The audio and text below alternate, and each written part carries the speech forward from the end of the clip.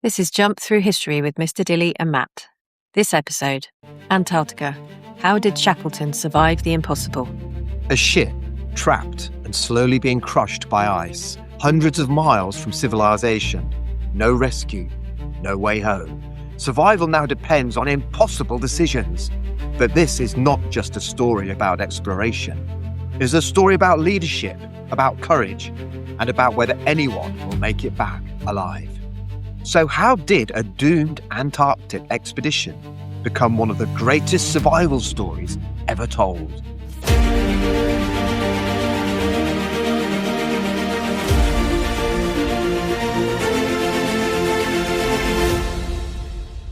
Welcome again to Jump Through History. I'm Mr. Dilly. And I'm Matt. And together, every episode, we jump to a different moment in the past. And one of us researches the story. And the other discovers it live.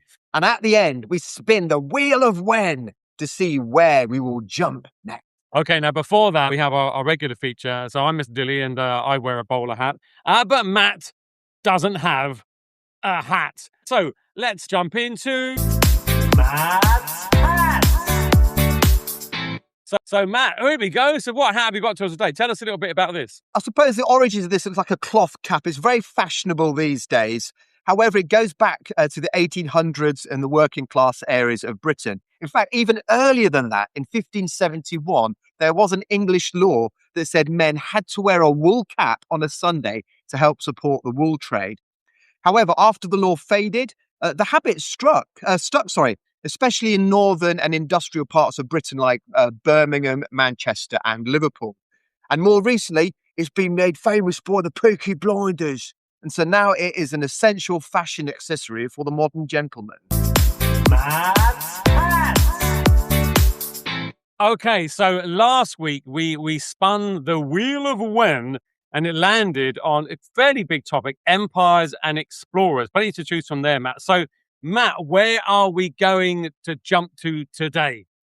Well, we're in England and the year is 1914. And as the country prepares for World War I that's just on the horizon, a brave explorer prepares an expedition to one of the harshest corners of the planet. Ernest Shackleton, he was an officer in the Merchant Navy and an Arctic explorer. He'd already been on 2 Antarctic expeditions before this, one with the rather tragic Robert Falcon Scott, although obviously he wasn't on that expedition where Scott perished. And Shackleton, he wanted to cross Antarctica coast to coast via the South Pole, and he set off on the ship Endurance with 27 men. And I think the question that straight away we think about, Mr. Dilly, is why would you risk your life to sail across the world to a really harsh environment where there's no guarantee that you're going to come back? Why do people go to explore the world in those days? Well, this is the thing, isn't it? I think like a lot of history is you think about how life is now. But life was very, very different back then. So I'm imagining this is just before World War I, I guess, and thinking about England then, it's a pretty dull place to be, I think, and people are pretty desperate. Is that right? And it's quite a grey world, let's put it that way. So I guess, would it be a chance to sort of, I don't know, the chance for adventure and excitement? Absolutely. I think interestingly, as we're talking about World War I just on the horizon here, that's also one of the reasons that people signed up for World War I, for a chance of adventure, of excitement to go and see somewhere else. And there's also, you throw in the glory there. Some explorers might go for riches, for gold. Others might go to try and spread religion. But all of those reasons, as you say, made them want to do these sorts of things. Now, interestingly, on this episode, as we go through this story, Mr. Dilly, I'm afraid that I'm going to take you out the comforts of your home, and you are going to join Shackleton's adventure. And I'm going to ask you various questions and choices of what you would make if you were on that expedition. So, great. So no pressure then, Matt. Thanks very much. No pressure. And I'm not sure you're dressed appropriately for this expedition yet, Mr. Dilly, but goggles. You've got the goggles and the hat will take you a long way. Yeah. But you're going to have to deal with issues to do with food, with disease, with storms, navigating without your GPS or anything like that. So, would you sign up for a journey if no one knows that you'll survive? And at home, if you're listening to this, you can take part in this as well. So first of all, a decision for Mr. Dilly. Do you join the expedition? If you say yes, you've got adventure and fame. And if you say no, you can stay safe at home with your pipe and slippers by the fire. Well, I suppose a couple of things is that, you got to ask yourself, first of all, what have you got to lose? I suppose, and you might have a lot to lose at home, sort of family, children. It's very important. I mean, I guess I'm guessing this, Matt, is that life expectancy for people was a lot shorter anyway. Because this is the other thing, isn't it? We're used to the sort of modern world and medicines and all kinds of ways. But obviously at that point, they haven't got a lot of this, So life expectancy is lower anyway. And I'm guessing the people that are signing up, they're going to be, I don't know, they're not going to be teenagers, they're going to be in their 20s or something like that. So I don't know what life expectancy is. So you're thinking, well, if I've got a chance, I'm going to die anyway. I might die soon. I might as well die and take a risk. So I guess I like to think I would. Let's put it that way. Okay, and for the benefits of this podcast, you most definitely would. Otherwise, the rest of the questions throughout this episode aren't going to get very far. So, I'm going to say no, I wouldn't, Matt. That's the end of the episode. Right, I'm going to be very kind, Mr. Dilly. I'm going to allow you to take 3 things to pack with you, apart from obviously the essentials. So, what 3 things would you like to take with you on this expedition to the Antarctic? So have I got to think in terms of what equipment they would have had available to them at that time?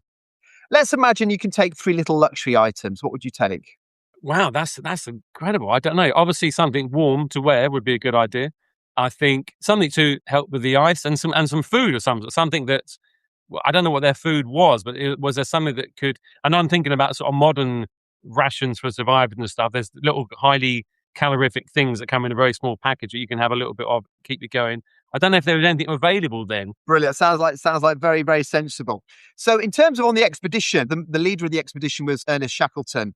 He's a very calm man, a very brave man who always put his crew members first. And the other members of the crew, there were Frank Wild. He was a loyal deputy and he helps keep the morale of the crew up, as you're going to see is really going to be needed later on. And a gentleman named Frank Worsley, who was a brilliant navigator, which is going to be crucial for what's going to happen. And a guy called Tom Crean, who was, tough, resilient crew member, as I'm sure all of them were. And interestingly, adverts did go up in the local papers to try and get these crew members. And there were thousands of applicants for it. And I think some of the things within the advert that they asked were quite interesting as well, saying they must be able to sing and all this sort of stuff. So it's slightly different to the sort of adverts you probably see these days to join up in an expedition. So that's how they got the people. They put an advert in the paper, did? Absolutely. So then they're sifting through all of those to try and see who they're going to take. Wow. And they leave Britain in 1914, just as World War I begins. And they get as far as the Weddell Sea, but that's when disaster struck. And in January 1915, the Endurance, which is the ship that Shackleton's on, it gets trapped in this really, really thick pack ice. This ice is solid around the ship, so the ship cannot get out of this. And as it's pack ice, the pack ice is slowly drifting with the ship sort of attached inside it. And they drift for months, not days, not weeks. They drift for months. And pressure builds with this pack ice. And eventually, the ship starts to get crushed. And so, Mr. Dilly, it's decision time. Your ship is stuck and winter is coming. Do you stay on there and hope for the best? Or do you abandon the ship and head on to the pack ice? What would you do? Well, that's an interesting one. I guess the other thing is, when you're making these decisions is to, at the time, as you said, there's no GPS. There's no, basically they're at the end of the world and no one knows where they are. And there's no way of communicating with anyone. So basically they're on their own, isn't it? So the decisions they're making is not, okay, we've sent a message, a rescue party is going to come. It's basically we're on our own and we're going to make this decision. It'd be completely self-sufficient in any way. How long have they been on? They've been on the boat a long time, haven't they, in the ice? Like a few months, haven't they, on the boat? They have, yes. Ice. And then the ice is just growing and growing around them. So I guess you'd have to get off the ice. Obviously, as soon as you get off the ice, you're exposed completely to the elements, aren't you? Whereas you do offer some protection on the boat. But then if you're on the boat and it's getting crushed, you can't do anything about it. So I suppose it's making those decisions, is that you're going from, you're saving people in one way, but you could be putting them in harm in the other way. And it's those decisions of leaders, isn't it? Those kind of like, it's not as easy as this is the right way, this is the wrong way. They both got their good points and bad points. Am I right in saying that? Absolutely. I think that's one of the crucial things about this, and also life in general, that we go through our lives. And you look at things, there's various little forks and points you come to. Yeah. And there's always good things and bad things about every decision we make. And that was exactly the same. staying on the ship, as you said, it does offer a little bit of cover, a little bit of support. But if the ship's going to get crushed, it's not going to be there for much longer. So, you're correct. And that's exactly what Shackleton orders as well. He orders everybody to abandon the ship. And the ship sinks and they have to camp out on the ice. So now the mission has changed. Originally, it was one of exploration. And now it is purely one of survival. When they get onto the ice, what are they living in? Are they just on the ice exposed, or what's the... Yeah, they have some tents, obviously, which is what they're going to sleep in and try and shelter in as well. I think the problem is the sort of environments they're in, with all this ice around them, their clothes are going to get wet and cold. Yeah. And there's no real way of really warming them up particularly well. And so it's similar to soldiers in the trenches, getting wet and cold and then having to stay in those clothes all day would be pretty difficult. And the temperatures, Mr. Dilly, minus 20 degrees centigrade or even worse. And their food is limited as well. So one of the first things they have to do is they have to go hunting. Have you any idea of what sort of animals they might be able to hunt down in the Antarctic? Well, there's one thing I do know about this is, before I answer that question there, they had a load of dogs with them, didn't they? For I think for pulling the sleighs, I guess, if they had have gone, and the mission had gone well. So the first thing is, didn't they eat the dogs? I think they did, and not only that, they had a cat with them as well. And did you hear what happened to the cat? No, what happened to the cat? The cat, as soon as the ship started to sink, they shot the cat because they thought the cat wouldn't be able to survive. Really? Which is, that's the first thing you do. Oh, shoot the cat. Shoot the cat. Oh, poor cat. I thought the cat would just got said, "Oh, I've had enough of you lot," and just walked off. That's the usual cat behaviour. It is. Yes. The cat. I can't believe it. Poor cat. Okay, maybe they made a warm pair of mittens out of it. Well, there you go. You needs must, So okay, so they shot the cat, ate the dogs, and then what are they? So I'm guessing they're eating like seals and stuff, are they? Absolutely, yeah. They're hunting seals and penguins that are there as well. So they're sleeping in tents. They've got they're freezing clothes, and as you said earlier, there's no way of contacting anybody, so there's no rescue coming. So this is where Shackleton's leadership is absolutely crucial. And what he does is he tries to keep routines as usual as possible. So he keeps to regular meal times. He keeps them doing little chores. He encourages games. He gets them singing. And all of this, it helps prevent despair setting in and desperation. It keeps the morale of his crew up. Now, as they're running out of food, this is your next question, Mr. Dilly. Do you ration strictly what you're going to have each day? Or do you say, listen, let's just eat more now so we keep our strength up? I'm guessing, as I'm saying, they don't know how long they're going to be there. So you'd have to ration food. And I think from what you just said there about his leadership, you have to be positive, but at the same time, you have to look at the worst possible option. How long are they going to be there? They don't know, do they? And all the men are still alive at this point. They are. All of the men are alive, yes. Not the cat and the dogs. Not the cat and not the dogs. And the seals and the penguins are looking a little bit worried about what's going on here. No, don't go there. Wait, where's Bob gone? I'm sure Bob was here yesterday. I'm out of here. I know. Yeah, so you'd have to ration. But I'm guessing, I don't know how easy it is to hunt. I mean, this is the thing. They're in bad way, aren't they, to hunt seals and stuff. But I mean, I know, obviously, seal meat is very fatty. Yes. So it's got a lot of energy, a lot of carbohydrates in it to sort of fuel your system.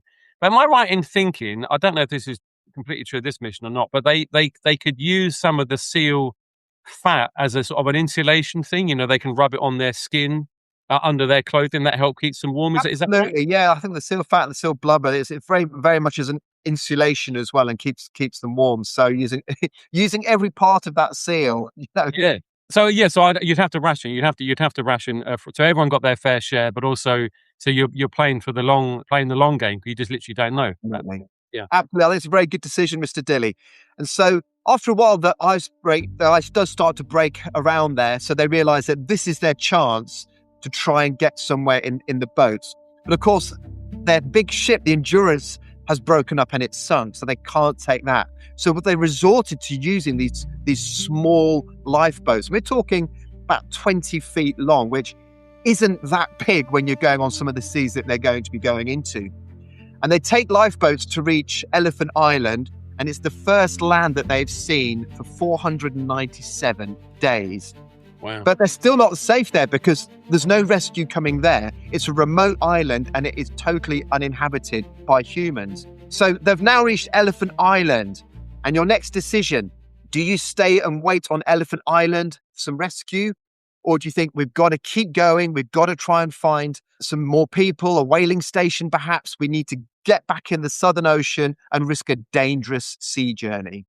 That's really interesting. Again, you're having to jump. And this is Ren one. Listen, you're having to jump from the current world we're in with the ability to, technology and all the rest of it, to not that long ago when, as I said, no one knew where they were, and no one was going to look for them either. It wasn't a question or like, if you don't come back within a certain amount of time, we'll come looking for you.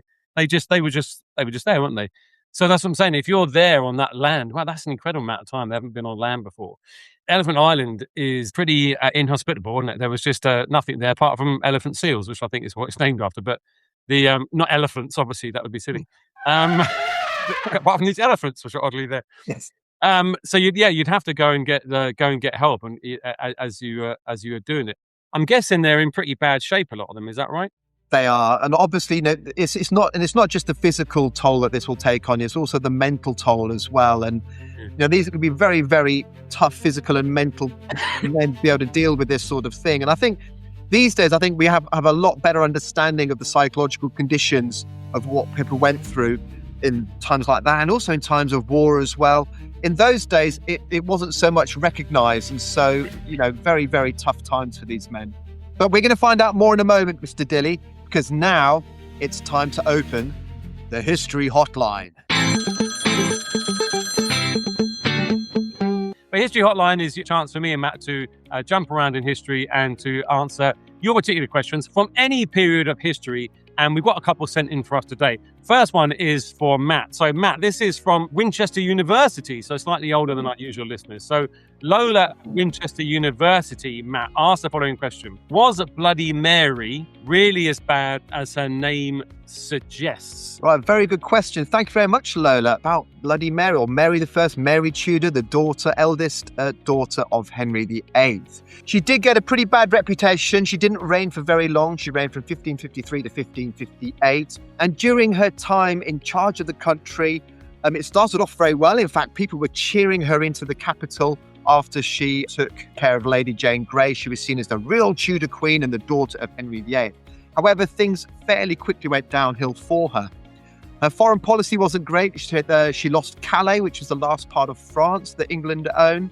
She married the very unpopular Spanish prince and then King Philip II, which the English people really didn't like, because Spain was a traditional enemy of England.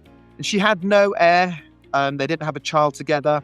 And on top of that, her unpopular religious policy of turning the country from Edward's Protestantism back to Catholicism meant that she used her turn or burn policy to execute almost 300 Protestants, burning them alive at the stake. So for all those reasons, she's seen as a very unpopular queen that failed in a lot of what she did. However, what we've got to remember is a lot of the books written about her and the monarchs that followed her were all Protestant, whereas she was Catholic. And if you look at the numbers of the people involved during her reign that died, she killed about 280 people in her reign. Elizabeth, the brilliant Elizabeth I, was responsible for the deaths of around 250 people. And Henry VIII, whilst estimates do vary, between 2,000 and 5,000 people killed under Henry VIII. So no different to any of the other Tudor monarchs, really. Maybe it's more of a religious thing, the fact that all the people that followed her were Protestant and she was a Catholic. I'd imagine that if it was a Catholic country today, then we would be looking at her maybe a little bit differently. So I think sometimes, as we've spoken about before, Mr. Dilly, depending on who is controlling the country or who the victors are, can say. She did make quite a few failures. Wasn't complete failure, but for those reasons, she's got a pretty bad reputation. Right, so this is from Harry in Burgate School in Hampshire. Mr. Dilly, who would you consider to be the greatest leaders in history? Well, Harry, thanks for your question there, Harry. Well, and considering the greatest leaders, I guess it depends on what you mean by great and what sort of leaders you're kind of looking at. I mean, you're looking at, do you mean someone brilliant in war, someone strong in politics, someone who fought for rights and justice, someone who inspires people through faith. There's all sorts of different ways to be a leader. For me, there's a few people that kind of stand out. I'm very interested in World War history and World War II especially. So Winston Churchill has to be up there for wartime leadership. In politics and for other examples, you might be thinking of someone like Nelson Mandela, Abraham Lincoln, another incredible figure from American history. And then you've got people that fought people's rights. Martin Luther King, for example. Emmeline Pankhurst, of course, suffragette movement. Matt's been talking about Shackleton, and we've got more to learn about that. But there was a couple of things already you can see that Shackleton had to do. He had to be adaptable in what happened and flexible. And that's one of the big qualities about leadership, I think. As Matt said, it went from an expedition of exploration to one of survival. So the thing you think you're doing, you suddenly have to change and make it something else. And that's what a lot of us are like with our decision. We're doing one thing and then we have to go, oh, that's not working out. We've got to try it another way. But the other thing which is really important, I think, in all these leaders is that despite the overwhelming odds, as Matt said about Shackleton, is trying to keep optimistic and positive despite maybe everything around you showing the opposite. So I think these are two things that Shackleton exemplifies, but also all great leaders kind of show. And for that, you've got all these quiet leaders, the people that are at your school right now, people in our communities, people that have been in wars and all sorts of situations, which you don't hear about other than the great figures as well, that lead with this sense of positivity and optimism and the ability to be flexible and change and keep going despite the overwhelming odds. So Harry, I hope that answers your question there. Okay, so story continues. So where are we at then, Matt? Yes, well, they've reached Elephant Island, named after elephant seals rather than elephants, the famous Arctic elephant.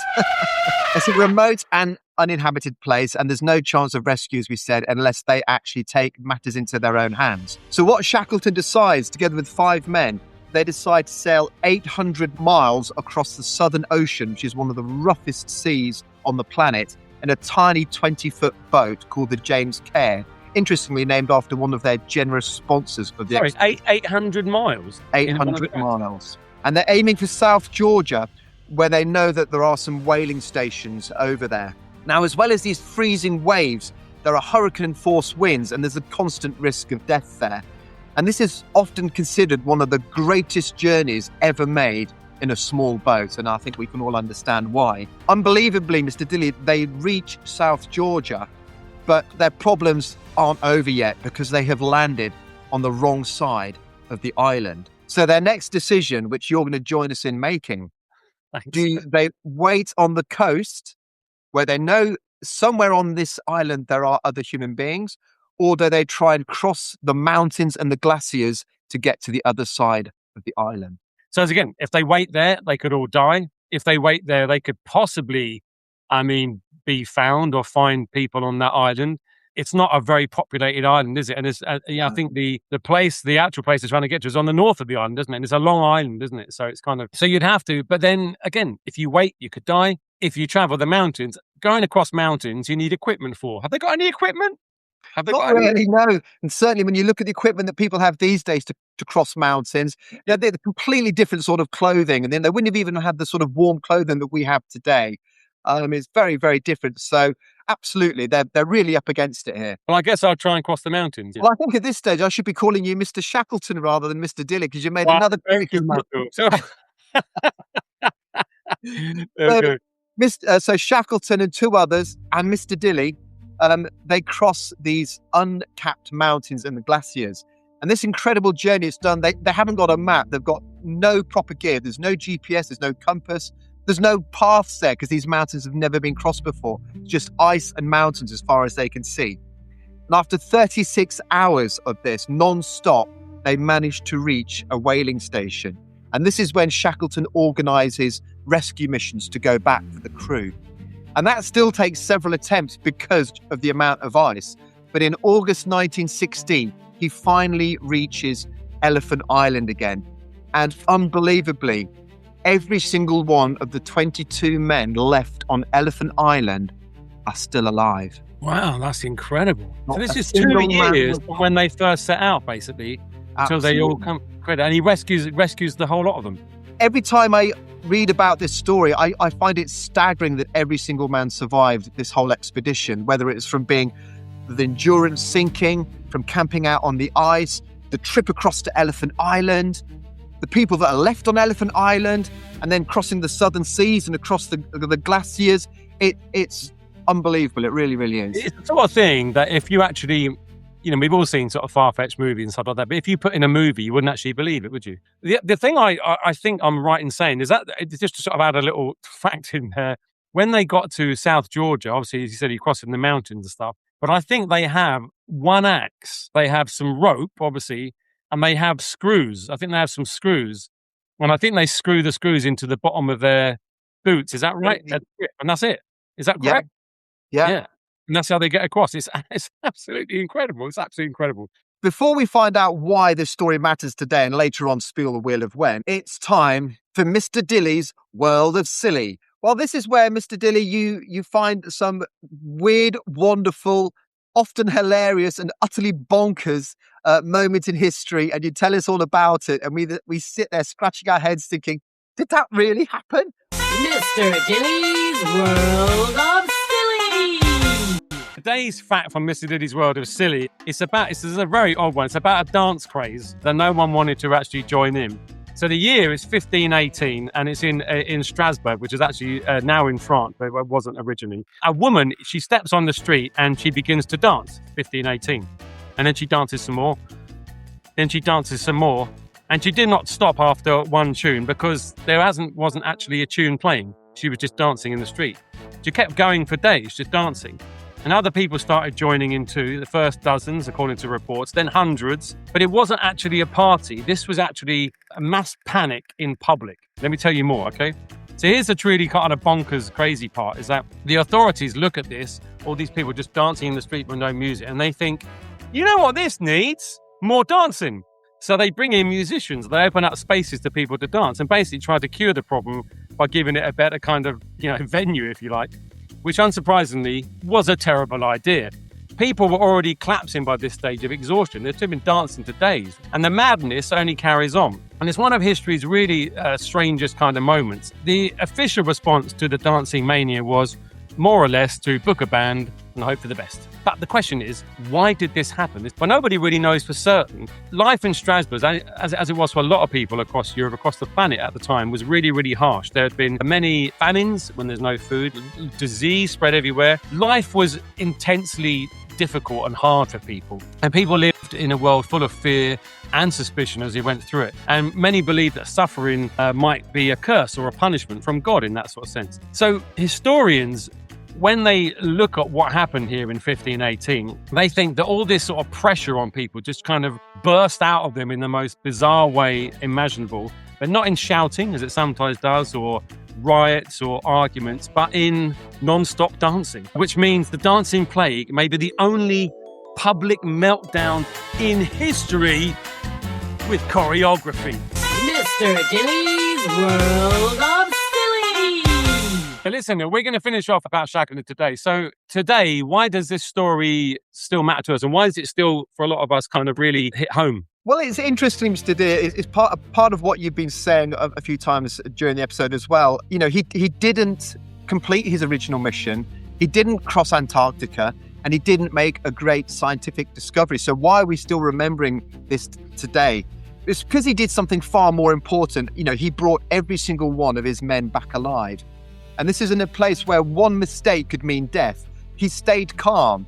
He made brave decisions. He made difficult decisions. And he always put the rest of his team first. And I think it reminds us that, success isn't always about finishing the job you started.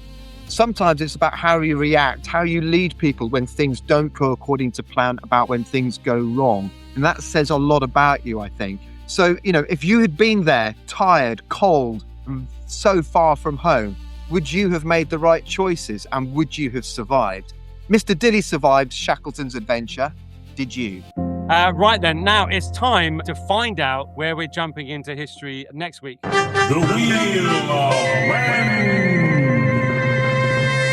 The Wheel of When is up, and you can see we're all different categories, from royal drama to history's hidden heroes to catastrophes and chaos. And we spin the Wheel of When, and we find out where it's going to land so we can figure out what we've got to discover and find out about for next week. So, Matt, this is my go for next week. Is that right? It is. So you're going to spin it in a minute, and then it's your turn to research a topic on wherever it lands. And wherever it lands, I'll be learning about it and I'll be asking some questions.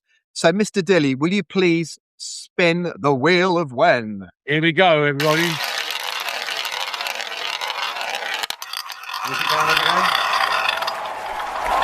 What were they thinking? Oh, man. What were they thinking? So, that's a quite a tough one, isn't it, Matt? What were they thinking? So that's going to be an interesting one for next week. So please remember to send in your random history questions for our history hotline. And if you enjoyed this jumps, follow the podcast and join us next time, Matt, as we get ready to 1, 2, 3, jump!